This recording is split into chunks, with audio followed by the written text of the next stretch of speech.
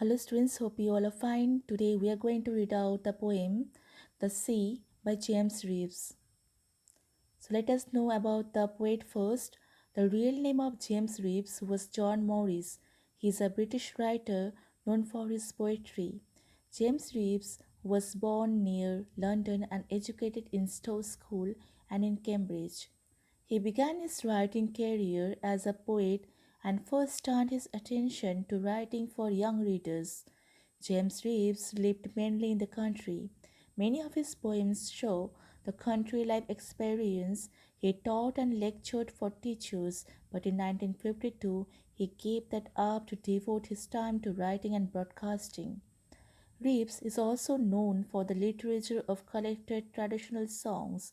James Reeves wrote 30 books of poetry, stories, and anthologies for children and grown ups. He was known as a critic and broadcaster. The most famous books are The Wandering Moon and The Blackbird in the Lilac. So let us read the poem The Sea. The sea is a hungry dog, giant and grey. He rolls on the beach all day with his clashing teeth and shaggy jaws. Hour upon hour he gnaws the rumbling, tumbling stones and bones, bones, bones, bones. Giant sea dog moans, licking his greasy paws. And when the night wind roars and the moon rocks in the stormy cloud, he bounds to his feet and snaps and sniffs, shaking his wet sides over the cliffs, and howls in hollows long and loud.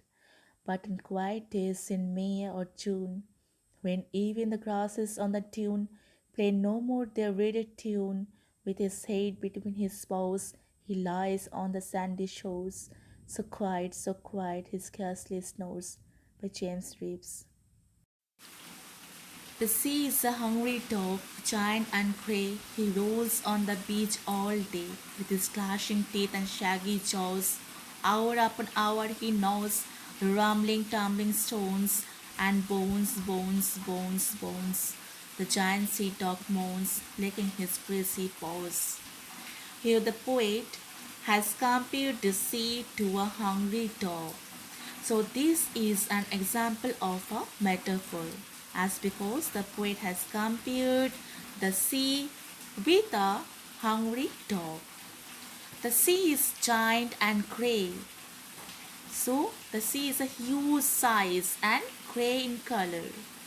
Here G for giant and G for grey. These both are consonants. So whenever you will find this type of words, means the consonants, two consonants are placed side by side. This is an example of alliteration. So giant and grey is an example of alliteration. He rolls on the beach all day with his clashing teeth and shaggy jaws. So the sea has been personified here. He is the sea. The sea rolls on the beach all day with his clashing teeth and shaggy jaws. Clashing means here sharp teeth and shaggy jaws, that is long jaws. So he rolls on the beach all day with his clashing teeth and shaggy jaws. Hour upon hour he gnaws. So hour upon hour he chew. He chews. He bites the rumbling, tumbling stones. What he bites, what he chews, the sea chews the stones. The rumbling, tumbling stones. Here, rumbling, tumbling is an example of assonance. Why? Because these two are rhythmic. The poet has used these two words to create rhythm in the poem. The rumbling, tumbling stones and bones, bones, bones, bones. Here, bones, this word has been repeatedly used to give emphasis, in the poem. The waves of the sea chew the stones just like a hungry dog looks for bones. The giant sea dog moans, licking his greasy paws.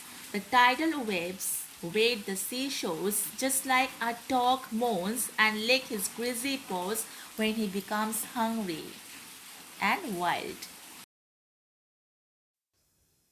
And when the night wind roars and the moon rocks in the stormy cloud, he bounds to his feet and snaps and sniffs, shaking his wet sides over the cliffs, and howls and hollows long and loud. Here in the second stanza, the dog became more wild due to his hunger. He becomes more restless, just like during storms, the sea becomes wild and violent. He bounds to his feet and snaps and sniffs. Here, snaps and sniffs means to inhale and exhale loudly. It is also an example of alliteration and assonance. Shaking his wet sides over the cliffs and howls and hollows long and loud. When the tidal waves of the sea hit the cliffs, it wets the sides of the cliffs and makes long and loud howling noise just like a dog. But on quiet days in May or June, when even the grasses on the dune play no more their rigid tune, with his head between his paws, he lies on the sandy shores, so quiet he scarcely snores. This stanza represents the change of season. In the month of May and June, the nature becomes quiet. So the sea has also become quiet. The wind plays no more their radio tune on grasses.